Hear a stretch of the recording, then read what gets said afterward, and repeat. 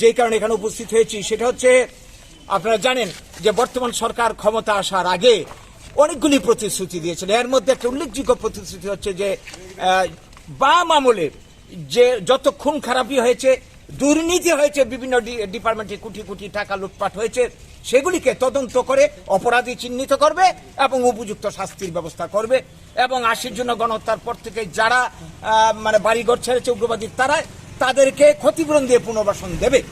আজ পর্যন্ত এটা তারা করেনি। তাদের সরকারের মেয়াদ 3.5 বছর অতিক্রম হতে চলছে, আর 1-1.5 বছরও নেই। তো আমরা এখন আশাহত হয়ে গেছি, এতদিন করেনি, সেটা কবে করবে?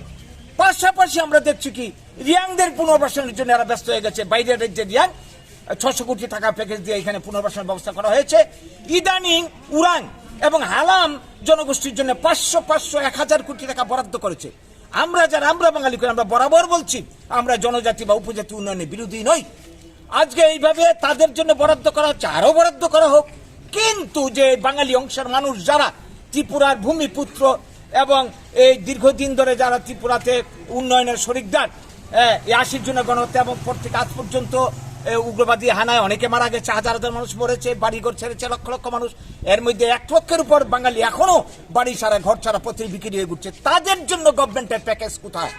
তাদের জন্য গভর্নমেন্টের তো কোনো পরিকল্পনা নেই, কোনো মানে কি বলবো বাজেট নেই। এইটা কেন? একই রাজ্যের মানুষ, একই দেশের মানুষ, তাহলে বাঙালিরা আমরা কোথায় যাব? আমরা কি করে বাঁচবো? আমরা তো স্বাধীন দেশের মানুষ, এই দেশের মানুষ, আমাদের ভোটের কি কোনো মূল্য নেই? কাজেই আমরা দাবি করছি এইটা আর চলতে পারে না। অবিলম্বে সরকার এই 80 জনের গণহত্যার তদন্ত করতে হবে, দোষীদের শাস্তির ব্যবস্থা করতে হবে এবং যারা বাঙালি অংশের মানুষ ক্ষতিগ্রস্ত হয়েছিল, এখনো যারা পরে পরে বিভিন্ন জায়গায় সারা ত্রিপুরা ঘুরে ঘুরে বেড়াচ্ছে, তাদেরকে আর্থিক ক্ষতিপূরণ দিয়ে তাদেরকে সস্তানে নিরাপত্তা দিয়ে পুনর্বাসনের ব্যবস্থা করতে হবে। এই দাবিগুলির ভিত্তিতে আমাদের আন্দোলন। আমরা আজকে এখানে ডেপুটেশন দিচ্ছি ডিএম স্যারের মারফতে। আমরা মুখ্যমন্ত্রী মহোদয়ের কাছে গতকাল থেকে মুভমেন্টটা শুরু হয়ে গেছে দক্ষিণ ত্রিপুরা থেকে। আমরা সারা ত্রিপুরাতে এই আন্দোলনটা ব্লক পর্যায়ে আমরা নিয়ে যাব।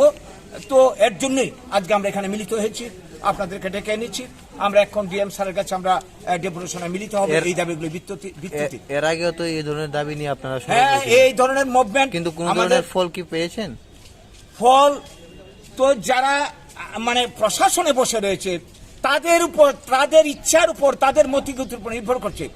তো আজ পর্যন্ত এমন কোন স্টেপ আমরা দেখিনি, যার জন্যই তো আমাদের আন্দোলনটা আমরা চালিয়ে যাচ্ছি। আগামী দিন আন্দোলনটাকে আমরা তীব্র করব।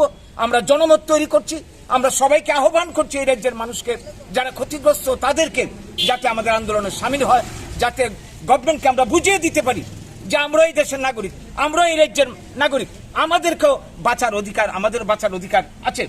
কাজেই আমরা এর জন্যই আমরা আন্দোলনটা জিয়ে রাখছি, আন্দোলনটাকে আমরা আরো চাঙ্গা করতে চাইছি। আপনার নাম? আমার নাম গৌরঙ্গ রুদ্রপাল, আমি আমরা বাংলি ত্রিপুরা যুবমন্ত্রী সচিব।